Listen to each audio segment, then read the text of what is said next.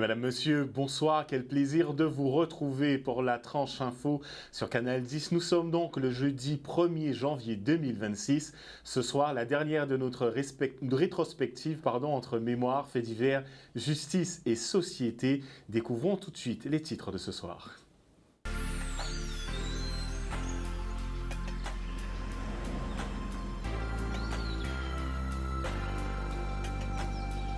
Et on commence cette rétrospective avec une tradition qui traverse les générations, la Toussaint en Guadeloupe et particulièrement à Petit Canal, des cimetières illuminés, des familles réunies, un moment de recueillement, mais aussi de lien et de transmission. Retour sur cette nuit de lumière et de mémoire avec Lucien Nebor.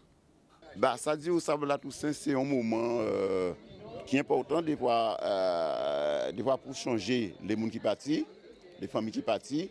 Et puis c'est aussi un côté où des fois trouver des gens qui longtemps pour voir quoi.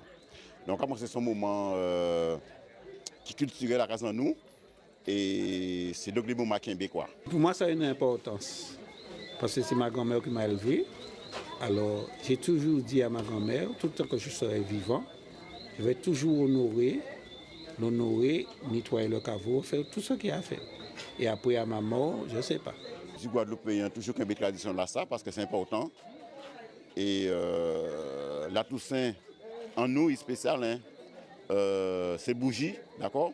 De l'autre côté c'est fleurs, de l'autre côté c'est moun ka déguisé yo. Mais à casa nous c'est bougie et puis c'est contre là son côté où la famille a retrouvé yo et ça très belle, ça très important aussi. Il faut transmettre parce que un caveau c'est quelque chose de familial, de génération. Parce qu'on pense tout le temps qu'on est vivant, on n'a pas besoin. Mais à sa mort, on vous met où? On vous met où? Chez Biras, il faut brûler. Bon, les gens disent que ça coûte moins cher. Mais le caveau, ça tient l'amitié, ça tient la famille, quoi. La famille unie, ça tient. Moi, je suis pour le caveau, j'ai déjà dit. Et après la tradition, place à une question très actuelle. Comment informer, comment vérifier à l'heure de l'intelligence artificielle? À l'Université des Antilles, une conférence était tenue qui tombe en plein dans cette époque sur le thème être journaliste à l'heure de l'intelligence artificielle. Entre accélération technologique, risque de manipulation et besoin de confiance, le métier bouge et les étudiants se préparent à un monde où tout peut se fabriquer, y compris le faux. Retour sur cette rencontre et les questions qu'elle pose sur l'avenir de l'information avec Loïs Lane. Alors, il se trouve que dans le cadre du parcours d'excellence Convention Sciences Po, les étudiants ont un semestre entier dédié à la question des médias. Et il se trouve également que à l'Université des Antilles cette année, la thématique générale choisie, c'est celle de l'intelligence artificielle. Donc, il nous a semblé évident de faire coïncider les rencontres entre cette IA et ce semestre des médias autour de la venue de Amandine Asensio, donc journaliste qui est correspondante au Monde, à l'AFP, pour montrer aux étudiants que les métiers évoluent rapidement, notamment sous l'impulsion de l'intelligence artificielle, mais qu'il reste cette dimension humaine et ce regard critique qu'a l'humain et qui est nécessaire, je crois, dans leur formation, dans leur poursuite d'études et dans la construction de leurs projets professionnels. Je ne pense pas leur avoir appris grand-chose, mais simplement peut-être faire attention à ce que ça voulait dire la notion de source. Comment est-ce qu'on fait pour ne pas se laisser avoir par une vidéo, essayer d'identifier d'où vient cette vidéo, donc questionner la source, comment est-ce qu'est faite cette vidéo, peut-être apprendre aussi à utiliser l'intelligence artificielle, parce que ça sert à rien de se dire que ça va tous nous détruire si on n'est pas capable de l'utiliser. Peut-être qu'il y a des choses à tirer de l'intelligence artificielle, particulièrement dans la presse. Ça peut aider pour tout ce qui touche à l'investigation, à la recherche dans des archives. Ça peut aussi permettre de compiler des données pour faire du data journalisme. Donc il y a plein d'applications qui sont nécessaires. Ce que je retiens de cette conférence, c'est que l'IA ne peut pas tout remplacer. Il faut qu'on continue malgré tout à rechercher de notre côté pour vérifier les informations qu'on recherche quotidiennement et de faire attention à notre utilisation parce qu'on sait aussi que ça impacte énormément l'environnement par rapport à sa consommation d'eau, les arbres, les minéraux et de réfléchir par nous-mêmes surtout, de ne pas perdre cette capacité, cet esprit critique qu'on doit toujours développer et qu'on ne doit pas laisser à l'IA l'apprendre et à l'utiliser contre nous. Je tenais aussi à souligner un peu que c'est pas parce que c'est un outil assez magique et merveilleux qu'il faut pas apprendre à s'en servir et à comprendre comment ça fonctionne. Il ne faut pas oublier que l'intelligence artificielle sont des entreprises privées qui pilotent ça et que donc se mettre à tous utiliser des données et donner ses propres données, ça fait beaucoup de fois le mot données, mais à des entreprises privées, peut-être que ça peut poser des questions. Et en fin d'année 2025, il y avait également eu cet incendie à la marina de Saint-François. Plusieurs restaurants avaient été touchés, des dégâts lourds et une inquiétude immédiate, reconstruire et sauver des emplois en pleine période d'activité. Retour sur le sinistre et sur les premières conséquences pour les professionnels avec ce reportage de Solène Fèvre. C'est dans la nuit que j'ai appris ça parce que vu que ça s'est passé assez tôt, vers 3-4 heures il me semble, je me rappelle plus. Donc j'ai été réveillé, je suis venu sur place et là c'était une mauvaise surprise quoi. Donc je me suis vite retourné, j'ai vite trouvé du taf parce que c'est pas ça qui manque en restauration quand même. Donc après on était quand même 40 à se mettre au chômage technique directement, donc c'est un peu compliqué, il n'y a peut-être pas des places partout. Moi j'ai réussi, j'ai eu de la chance, mais voilà, je pense pas que ce soit pareil pour tout le monde. Donc, Comme vous le savez, la marina a été victime d'un incendie. Nous avons des commerçants technologiques totalement impactés, qui ont tout perdu. Et j'ai une pensée aujourd'hui pour eux, avec beaucoup d'émotion, puisque vous savez, quand vous avez perdu plusieurs années de travail, de votre vie, c'est toujours difficile. En tout cas, nous, avec la municipalité, nous avons mis en place un dispositif avec l'État, avec les services de l'État, avec les chambres consulaires, avec les collectivités majeures, conseil départemental et conseil régional, pour voir comment on peut les aider à travers une aide d'urgence. Ça, ce sont des choses que nous essayons de voir et peut-être dans un plus long terme. En tout cas, c'est le discours que je leur ai tenu, c'est qu'on est avec eux, on ne les abandonne pas et nous sommes tout à fait solidaires avec les commerçants qui ont tout perdu, comme je le dis. Et c'est vraiment une situation très difficile pour le maire que je suis. Et bien évidemment, puisque ce sont quand même des pères et des mères de famille, ce sont des salariés qui se retrouvent aujourd'hui sur le carreau. Je n'ai pas trop écouté ce qui allait se passer. Moi, tout ce que je souhaite, c'est qu'on ait de nouveau des restaurants qui peuvent accueillir des personnes parce que c'est vrai que là, juste avant la Mini Transat, c'est dommage que ce soit passé parce que c'est ce qui donnait de l'animation aussi. Donc là, on a fait ils ont fait ce qu'ils ont pu, c'est cool quand même. Mais j'espère qu'au plus vite, on aura des nouveaux restaurants ou des nouvelles boutiques qui attirent un petit peu les gens, quoi. Et sans transition, le club Zonta recevait Ernestine Ronet, figure engagée contre la violence faite aux femmes. Objectif, prévenir, protéger et mieux comprendre l'outil de l'ordonnance de protection. Un sujet essentiel dans un contexte où les violences intrafamiliales restent une réalité dure et trop fréquente. Maxime Morel. Nous avons fait venir une figure emblématique du féminisme en France, qui est Madame Ernestine Ronet, qui va pouvoir aujourd'hui nous parler de l'ordonnance de protection, puisqu'elle est à l'origine de l'installation de l'ordonnance de protection en France. L'ordonnance de protection est donc à 15 ans. Ça fait pas mal d'années. On en est à 3900. C'est pas mal. Mais c'est très insuffisant. Je me dis qu'un certain nombre de femmes ne veulent pas porter plainte contre le père de leurs enfants, ont peur et donc ne portent pas plainte. L'ordonnance de protection, je la demande au juge aux affaires familiales et donc je vais demander protection. Je ne demande pas la sanction de l'agresseur, je demande la protection. Et ça, c'est très important. Il faut que ça soit plus connu, plus investi. Notre association d'aide aux victimes, Guadav, l'utilise. Je sais qu'il y a des avocats qui sont spécialisés dans les violences intrafamiliales, qui auront plus l'habitude de l'utiliser, mais voilà, ça va être plus un réflexe. On n'est pas forcément obligé de passer par des plaintes au pénal, on peut juste demander une séparation avec une protection en demandant donc une interdiction de contact. Lorsqu'en Guadeloupe, nous avons 40 ordonnances de protection, en France, nous en avons 400, et en Espagne, qui est à l'origine justement de ce type d'ordonnance, il y en a 4000 par an.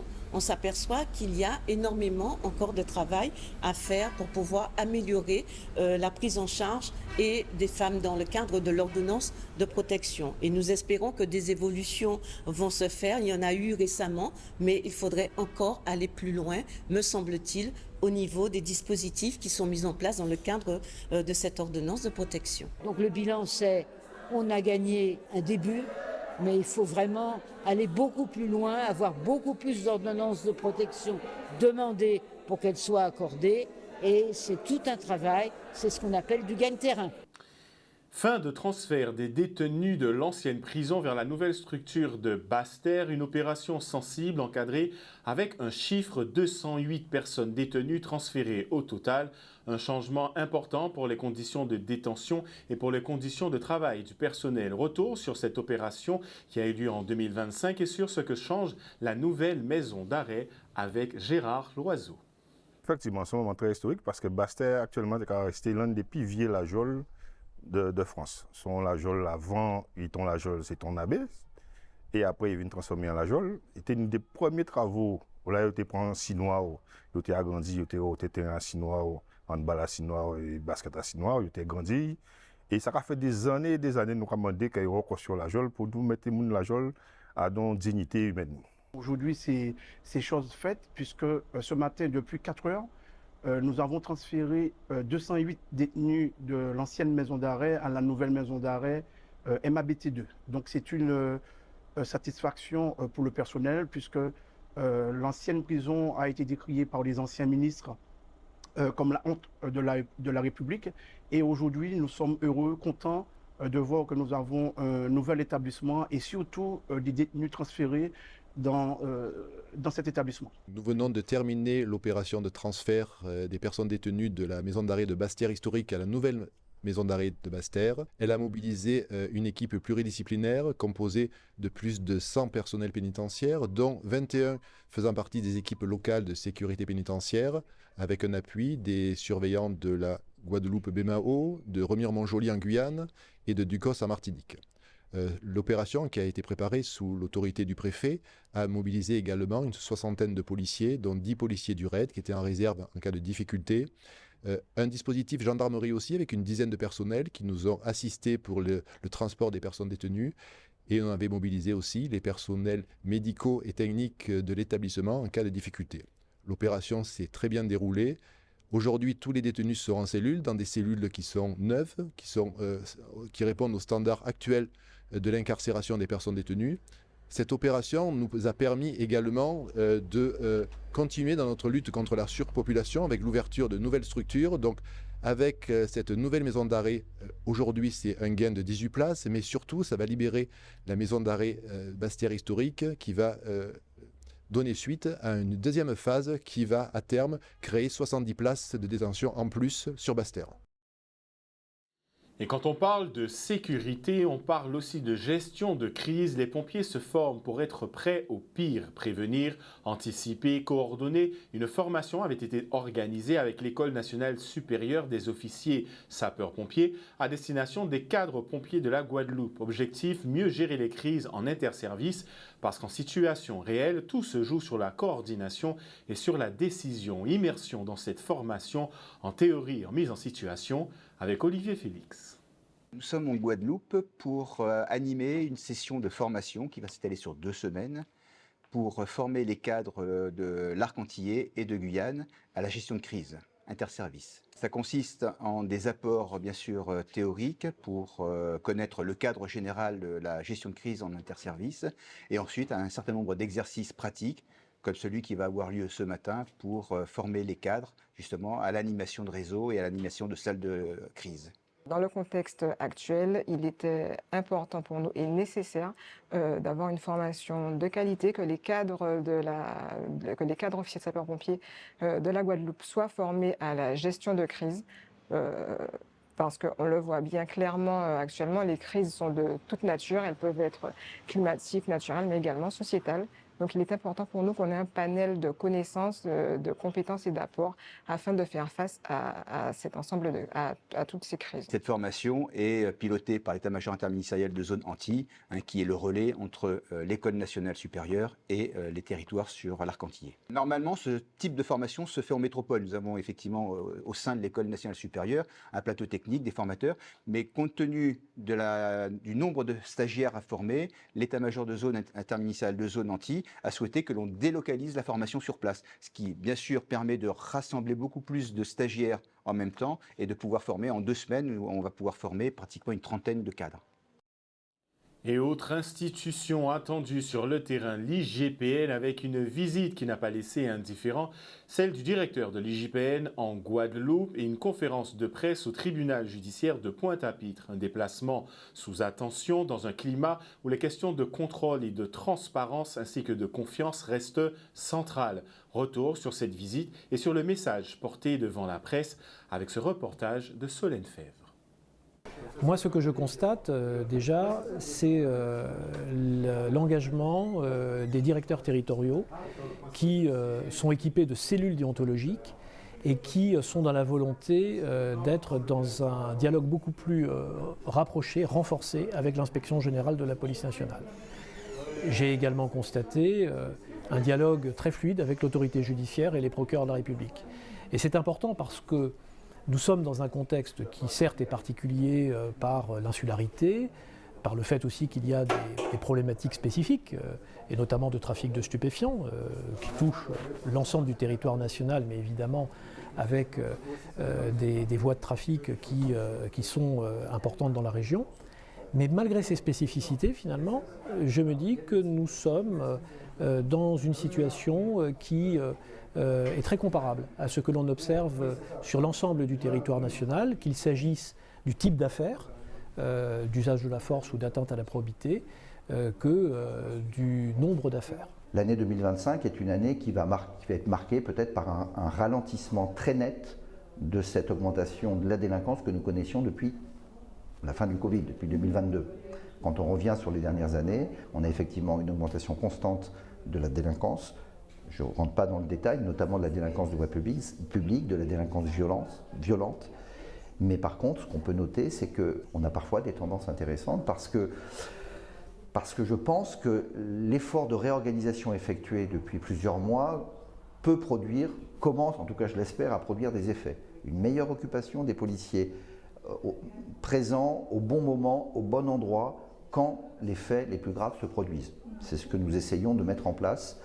Et au final, l'objectif final, c'est d'inverser la tendance de cette courbe d'augmentation de la délinquance, faire en sorte qu'elle commence par baisser véritablement. La procureure de la République et le directeur territorial ont identifié des difficultés qui existent d'ailleurs dans d'autres départements, de stock, de procédures, et avec la nécessité sans doute d'accompagner les équipes, et notamment les chefs de service, pour pouvoir faire des choix et pour pouvoir surmonter cette difficulté de gérer un stock. Là, j'ai proposé, et le directeur territorial le souhaite, qu'il y ait une mission d'appui qui permette justement d'accompagner le service de police judiciaire de Guadeloupe dans la mise en place d'outils qui permettront, je l'espère, d'améliorer la situation. Nous avons besoin notamment des élus locaux, des polices municipales, de la vidéoprotection. Je vous assure, pour l'éprouver, pour comparer des communes qui en sont dotées et des communes localement qui n'en sont pas dotées, la différence est nette sur l'action des policiers, sur la prévention de la délinquance, sur la dissuasion et sur les enquêtes. Et on revient maintenant aux faits divers avec ce drame survenu à Sainte-Anne en pleine fête qui a choqué toute la commune. Un automobiliste a renversé des personnes aux abords d'une roulotte alimentaire. Bilan 19 blessés dont 7 enfants. Selon les autorités, le conducteur était sous l'emprise d'alcool et de stupéfiants. Une question, comment sommes-nous arrivés à ce cauchemar? Retour sur les faits, l'enquête et l'émotion sur place avec Gérard Loiseau. Cette fois-ci, les circonstances se précisent un petit peu. Donc un automobiliste qui descendait le long de l'église de Sainte-Anne est venu en fait heurter des personnes qui étaient devant la roulotte qui est face à moi là et qui étaient en train d'attendre pour acheter à manger. Et cet automobiliste était sous l'emprise de l'alcool et sous stupéfiants. Il a été immédiatement, interpellé et placé en garde à vue. À l'heure où l'on se parle, le bilan fait état de 19 personnes blessées. Sur ces 19 personnes blessées, 16 sont en urgence relative et 3 sont en urgence absolue. Mais je rassure, il n'y a à l'heure où l'on se parle aucun pronostic vital qui est engagé. Une cellule de crise a été immédiatement installée. Vous voyez autour de moi le contrôleur général du SDIS est présent ainsi que son adjoint et un grand nombre de pompiers. Le commandant second de la compagnie du Moule est également présent avec un grand nombre de gendarmes. Et puis bien sûr le maire et son équipe municipale qui étaient déjà là mais qui sont restés, qui ont ouvert les locaux du pôle jeunesse qui deviennent un point de rassemblement des victimes, et ce qui permet justement de faire ce travail sur les blessés, de les orienter maintenant vers les hôpitaux, puisque le SDIS a mobilisé 7 VSAV, si je ne dis pas de bêtises, pour faire partir toutes ces victimes. Il a immédiatement été interpellé et placé en garde à vue. Et quand un drame laisse une famille et des proches dans la douleur, parfois c'est la rue qui parle en silence. Marche blanche sur la RN4, route de la Riviera, un rassemblement pour rendre hommage et alerter sur la sécurité routière. Parce que derrière chaque drame, il y a des vies brisées et une demande que ça n'arrive plus. Retour sur cette marche et sur les appels lancés aux autorités avec Maxime Morel. On ne pouvait pas rester indifférent en fait, face au drame qui a eu lieu 2 jours après. Donc l'initiative, c'était vraiment déjà dans un premier temps de rendre hommage à M. Tancon, qui était une figure connue de la Guadeloupe, et dans un deuxième temps, repointer du doigt à nouveau le caractère accidentogène de la RN4.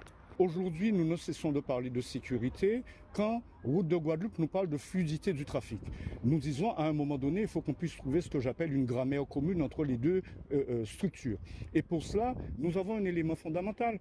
On est sur une portion de route identifiée comme zone urbanisée, puisque la vitesse est limitée à 50 km/h. Nous voyons le manque justement de ce passage piéton. Il y a un enfant qui m'a avoué il y a 2 jours que j'ai pris en stop, qu'il n'osait pas traverser là, et pourtant il a 20 ans. Le code de la route lui-même dit, quand on est en zone urbanisée, il y a un certain nombre de contraintes obligatoires. Passage piéton, éclairage public, etc., etc. Bref, nous sommes en situation de dire il faut revisiter l'architecture de cette route. 1, parce qu'elle est dangereuse, et 2, parce que quelque part, elle ne correspond pas aux besoins véritables de tel secteur. Aucun échange, on n'a pas eu de son de cloche, rien du tout, d'où le fait aussi qu'on compte sur aujourd'hui pour essayer de réveiller un petit peu les collectivités et nos interlocuteurs. Ce qu'il faut bien souligner, c'est qu'on n'est pas contre les collectivités ni nos interlocuteurs, on veut juste en fait se retrouver avec eux autour d'une table et travailler ensemble afin de pouvoir trouver une solution viable pour cette route. Et on poursuit avec un dossier judiciaire qui continue d'ébranler toute la Guadeloupe, l'affaire Claude Jean-Pierre. Point sur cette affaire, une affaire sensible et douloureuse pour la famille. Les avocats réclament des avancées et demandent des condamnations dans le cadre de l'interpellation ayant conduit au décès de Claude Jean-Pierre. Un dossier qui continue de susciter tension et mobilisation. Où en est la procédure et que demande aujourd'hui la famille? Faisons le point avec Olivier Félix. Dès le départ, on a voulu jouer la transparence avec la population pour expliquer pourquoi nous, cette mesure de reconstitution ne nous semblait pas fondée, parce que nous avons les images. Une reconstitution, en principe, ça vient combler une lacune. Là, on sait ce qui s'est passé et on estime, du côté en tout cas du collectif d'avocats en charge de la défense de la famille de Claude Jean-Pierre, qu'il s'agit encore d'une décision dilatoire. Aujourd'hui, on a le moral reboosté parce que c'est vrai que quand on se retrouve ici en Guadeloupe avec tous les soutiens qu'on a, avec toute la mobilisation qui est autour de nous, peu importe ce que le système judiciaire peut nous infliger, on en ressort toujours plus fortifié et grandi. Parce que c'est important dans ce type de combat de savoir se poser et pour pouvoir repartir. Aujourd'hui, après tout ce qu'on a eu durant ces 2 derniers jours, on aurait pu être affaibli, on aurait pu se dire qu'on abandonne, mais non, on n'a pas commencé ce combat-là il y a 5 ans pour pouvoir abandonner aujourd'hui. Donc on reste fort, on sait où on va, on reste focus, et tant qu'on n'aura pas la mise en examen de ces 2 gendarmes et la condamnation, on continuera notre combat. Ce communiqué, il n'arrive pas par hasard, puisque j'ai reçu ce matin l'appel du sénateur Victorin Lurel qui a pris la tâche de la juridiction pour clarifier un petit peu les choses. Et ce que je peux vous dire, c'est que le mouvement spontané qui s'est fait devant le tribunal n'est pas étranger aussi à ces réactions, parce que vous parlez du communiqué du président du tribunal, mais il y a également des communiqués des forces vives de la Guadeloupe, du Parti socialiste, des sénateurs et également des parlementaires en fait. Et ce que je peux vous dire, c'est que l'affaire Jean-Pierre fait du bruit. Alors dans ce dossier, c'est très rare effectivement que les juridictions s'expliquent sur leur position.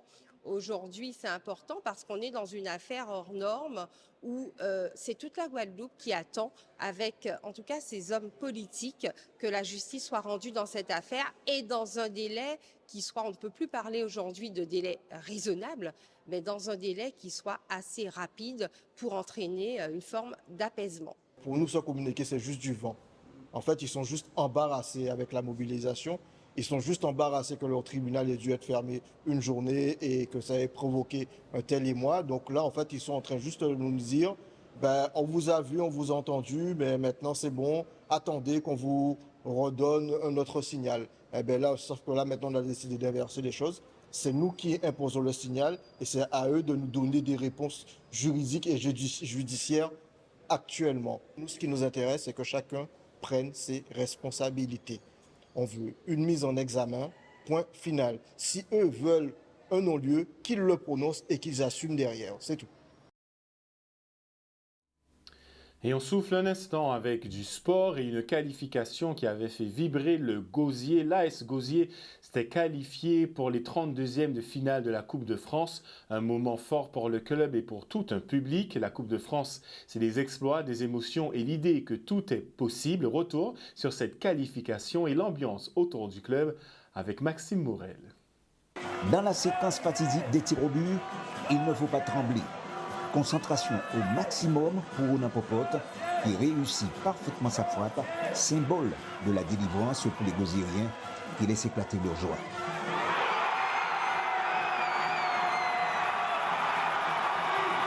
En première période, quelques velléités offensives à mettre à l'actif des hommes du coach Vision Valerius, à l'instar de Jonathan Gambi, sans pour autant les concrétiser.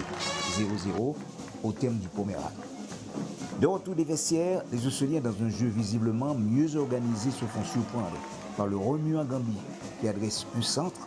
Dans la surface de réparation, le portier Abusseler détourne légèrement la balle. William Jacques qui suit ouvre la marque à la 53e minute de jeu. 1-0 pour l'AS Gosier. Séquence très animée. 3 minutes plus tard, le portier Calvados commet une faute dans sa surface. Pénalty transformé par Savane à la 82e minute de jeu. Les deux équipes sont à égalité, un partout. Un but qui fait appel à la confiance chez les Normands, qui augmente la mise. À la suite de ce centre parfait, Fauvel, décalé à gauche, trouve Fofana qui jaillit. 2-1 pour les visiteurs. Il faut compter avec l'abnégation des Gosiériens, poussés dans leur dernier retranchement. 85e minute, pénalty accordé par l'arbitre Rosier. Claudio Bevu est là, l'espoir revient.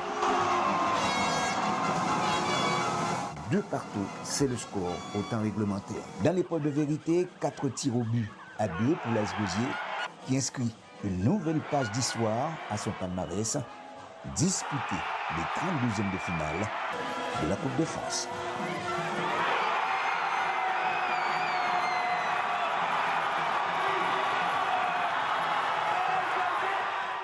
Et justement, quand on parle d'ambassadeurs, la Guadeloupe en a aussi sur les podiums. Retour au pays pour Naomi Torrent, Miss Guadeloupe 2026 et 3e dauphine de Miss France 2026. Un accueil chaleureux avait eu lieu à l'aéroport de la Fierté et une jeune femme qui devient pour beaucoup un symbole de travail, d'élégance et de représentation. Retour sur ces images de son arrivée et des réactions à chaud avec Lucien Débord et Maxime Morel.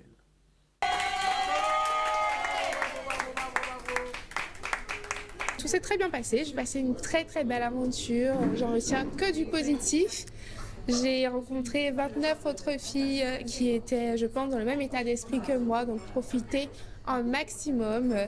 L'aventure est challengeante, elle demande de se remettre en question et je pense que c'est pour ça qu'on n'arrête pas de dire que Miss France c'est l'école de la vie et que ça fait grandir. C'est pas juste pour faire joli, pour donner de jolies phrases philosophiques. C'est vrai qu'on doit faire face à beaucoup de choses, à son image, à la pression extérieure et ça fait forcément grandir. En un mois, on a l'impression que tout est accéléré et décuplé. C'était incroyable et je ne regrette pas du tout. C'est un sentiment d'une grande fierté puisque, encore une fois, la Guadeloupe revient titrée.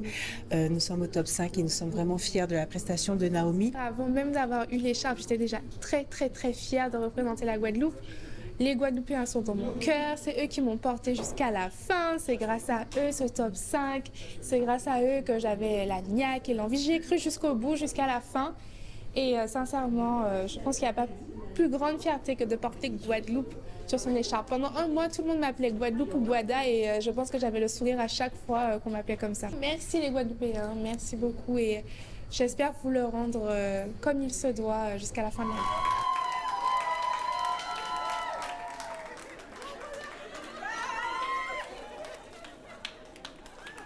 Et toujours dans les aéroports, Corsair, la compagnie Corsair inaugurait une nouvelle ligne directe entre Nantes et Pointe-à-Pitre, un gain de temps, de confort et un enjeu économique, ainsi que touristique, de famille, de déplacement professionnel. Une ouverture qui élargit les connexions de la Guadeloupe. Retour sur cette inauguration et sur ce que change cette nouvelle desserte avec ce reportage de Charlie Dagonia.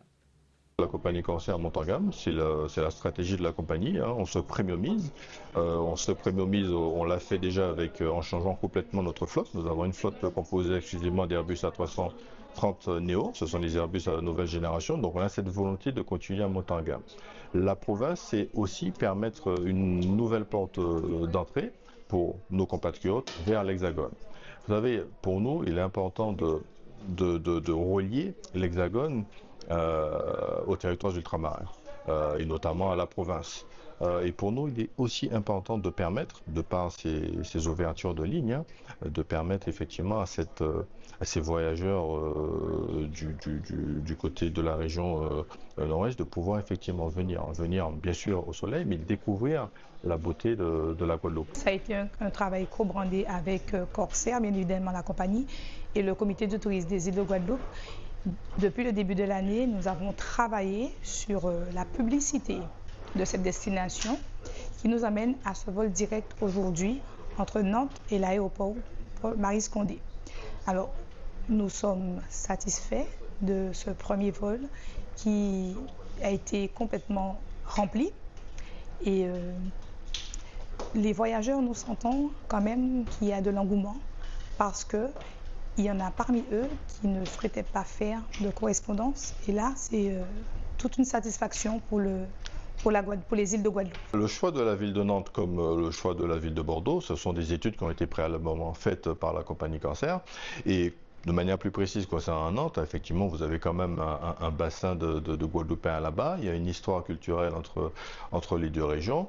Et pour nous, avoir cette ligne directe, c'est permettre effectivement à cette population de pouvoir se rendre directement ici sur le territoire de la Guadeloupe sans passer par Orly, parce que nous sommes persuadés qu'il y en a beaucoup qui n'osent pas faire franchir le pas, parce que bon, l'escale à Orly et ensuite basculer sur les îles de Guadeloupe, c'est un peu compliqué. Ce vol, c'est tous les mardis jusqu'au mois de mars et qui sont quasiment déjà remplis.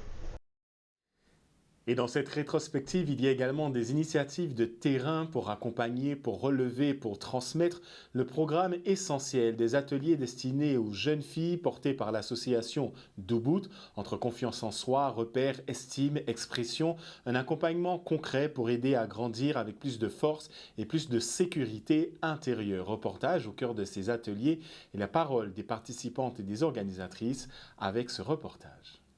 Nous sommes aujourd'hui au Café Papier à Jarry, dans le cadre du programme Essentiel, fondé par Isaora Tibus, Ganesh Pédurand et moi-même Manon Ayala.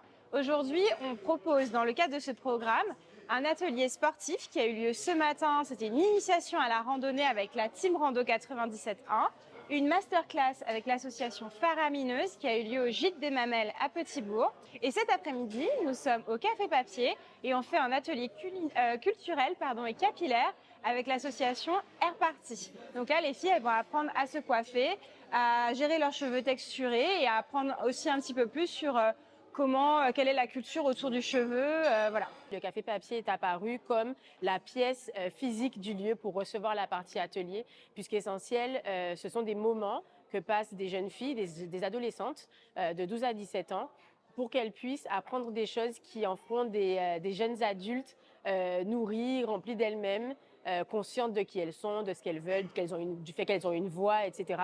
Et rien qu'en disant ça, ça explique en quoi pour moi et pour le Café Papier, c'était important de recevoir cet événement et qu'on a été très honorés d'avoir été choisis pour ça. Beaucoup de personnes pensent que le cheveu crépus est difficile ou compliqué, mais en fait, c'est parce qu'on n'est pas habitué avec ce cheveu-là. On ne le traite pas avec amour et en fait, dans cet atelier, on est là pour réapprendre à se coiffer, à toucher nos cheveux avec la bonne vibration, avec beaucoup d'amour et beaucoup de bienveillance pour sortir un peu de ce schéma un peu difficile avec nos cheveux. On va déjà savoir que lorsqu'on vient toucher ses cheveux, on vient les toucher avec une bonne vibe. Si on est en colère, si on est fâché, on ne touche pas à ses cheveux. On va déjà les toucher avec une bonne vibe. Et là, on va apprendre à comment on les démêle sans douleur, en douceur. Comment on les démêle, comment on les appréhende, comment on les trace, comment on les tresse, comment on les twiste, comment on les met en forme et comment on en fait quelque chose de beau à la fin. J'ai appris à faire des choses que je pensais que j'étais pas capable de faire. Par exemple, les tresses. C'est la première fois que je fais ça et je pense que j'ai un bon niveau. Et puis, il y avait des moments où j'avais pas tellement confiance. Surtout mes parents, ils n'avaient pas confiance. Ils m'ont dit, tu vas emmêler tes cheveux, tu sais pas te coiffer, ça sert à rien d'essayer. Et du coup, aujourd'hui, j'ai appris à faire des tresses, des nattes. Et maintenant, je sens que je suis plus capable, j'ai plus confiance en moi. On est vraiment fiers de porter ce projet. On est content de voir que les filles accrochent. On pense que c'est un projet novateur. On espère que ça apporte un peu sa pierre à l'édifice et que ça leur permettra d'ouvrir des perspectives qui leur plaisent pour la suite. Et parfois, un geste simple suffit à redonner le sourire, se sentir regardé, respecté et remis debout. Relooking de rue, une action pour redonner le sourire en cette fin d'année. Pour des bénéficiaires, un moment de pause, de soins, de dignité. Avec la Croix-Rouge et l'association Relooking de rue, l'idée est simple, reprendre confiance et rappeler à chacun qu'il compte vraiment. Retour sur cette opération et sur ces visages qui trouvent de la lumière avec Gérard Loiseau. C'est la 3e édition du Relooking de rue en partenariat avec le SAMU social Basse-Terre et en renfort le SAMU social de Grande-Terre. Donc cette action mène à apporter un peu de baume au cœur des bénéficiaires. Donc c'est l'avant-dernier jour de l'année, donc pour qu'ils puissent démarrer une nouvelle année tout en beauté. Donc ils bénéficieront d'une coupe et de la barbe et des cheveux. En cette fin d'année, j'ai trouvé que c'était très intéressant de donner de son temps, parce qu'on va rentrer dans la dernière ligne droite des fêtes, on va tous être en famille. Et moi, je me suis dit qu'aujourd'hui, ça va être consacré à Relooking de rue. Je sais que ça tient à cœur à Lorenzo de réaliser ce genre d'opération. Et moi, j'essaie de l'accompagner avec mes compétences, comme je peux, faire en sorte de mettre de la visibilité sur son travail. Récemment, on a eu le 25 décembre. On n'a pas pu être sur le terrain parce qu'on était sur Pointe-à-Pitre déjà, c'est une promesse, une action. Et là, aujourd'hui, 30 décembre, bientôt 31 décembre, et eux, ils n'ont peut-être pas la chance de fêter comme nous. Donc, on leur apporte un peu de chaleur, un peu de bonheur. Et comme ça, ils pourront démarrer l'année avec le sourire. Ça fait du bien. C'est bien d'avoir ces initiatives-là. Ça permet aussi de faire connaissance avec des gens qu'on voit tous les jours et qui malheureusement la vie fait qu'on ignore. Et aujourd'hui, on peut discuter, on peut échanger, on peut voir que c'est de très belles personnes qui ont leur histoire, et on les écoute, on discute, et puis voilà, on passe un petit moment avec eux. Le plaisir qu'on a, c'est d'être avec eux, partager un moment avec eux, et surtout lorsqu'ils repartent avec le sourire, ils repartent avec une nouvelle tête, parce qu'ils viennent avec une tête et ils repartent avec un autre visage, quelqu'un d'autre, quelqu'un de nouveau. Donc pour nous, ça c'est que du bonheur. Bien, hein, franchement, ça aide. Au moins, on peut se refaire une petite fraîcheur, être plus présentable aussi, donc c'est mieux. Et dans ce prochain reportage, on se tourne vers vous, vers vos mots, vers vos souhaits pour 2026, ce que vous espérez pour cette nouvelle année, pour vous et pour la Guadeloupe. On vous écoute avec ce micro-trottoir. Je souhaite bonne année à tout le monde, beaucoup de réussite, beaucoup d'argent, c'est important dans la France d'aujourd'hui, et la santé avant tout, et puis voilà. L'année a été tellement dure. On espère vivement qu'elle se termine, mais c'est vrai qu'on a l'espoir qu'on aura des lendemains meilleurs, ça c'est sûr. Et on demande que tout le monde ait au moins la santé. Et puis voilà, hein, le reste, on pourra manœuvrer. Si on a sa santé, on est debout, on pourra voir venir les choses. On ne peut pas espérer grand-chose, hein, à part de ça, un petit peu d'argent bien sûr. Mais si on a la santé, j'espère qu'on pourra travailler au moins pour les avoir. Et puis, si on a la foi, manger la foi, Et Dieu est grand, comme on dit. Voilà, on laisse faire. Que cette nouvelle année permette qu'enfin on puisse avoir accès directement aux décisions importantes pour nous, c'est-à-dire la concurrence, la libre concurrence, la possibilité pour les Guadeloupéens de ne pas être absolument étouffés par tout ce qui est économique, nous permettre de nous développer, parce que je pense que le développement va apporter le reste. Voilà.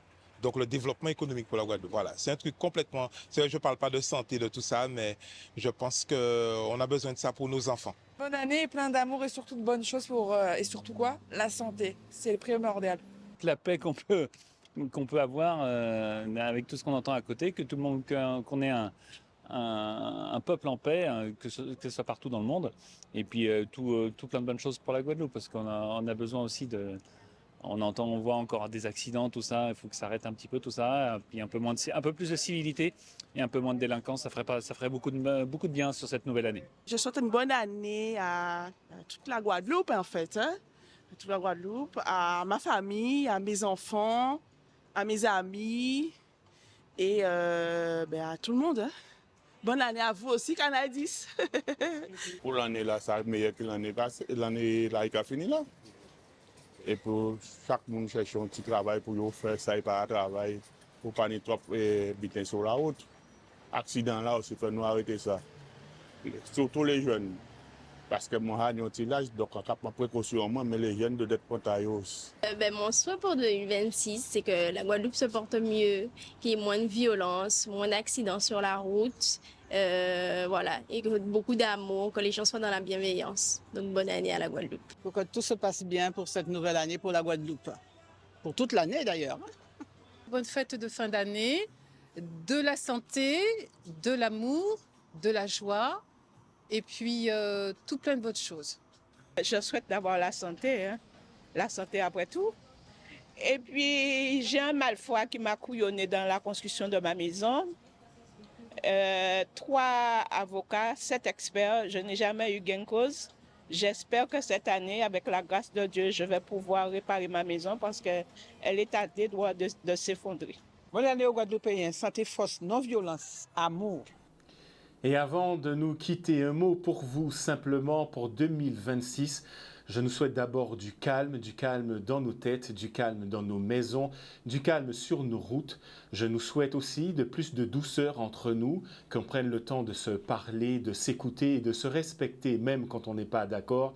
Je nous souhaite enfin du concret, de l'eau qui coule partout, des services qui fonctionnent, de la sécurité au quotidien et des jeunes qui peuvent rêver sans peur. Parce que malgré les épreuves, la Guadeloupe a une force, celle de se relever, celle d'aimer et celle de toujours faire communauté. Alors pour 2026, gardons tout cela vivant, gardons le lien, gardons la lumière. Merci pour votre fidélité à Canal 10. Toute la rédaction se joint à moi pour vous souhaiter évidemment une excellente année 2026. Nous, comme à l'accoutumée, on se retrouve demain en forme, plein de lumière, plein de joie dans le cœur, si rien pas arrivé. Excellente soirée sur Canal 10.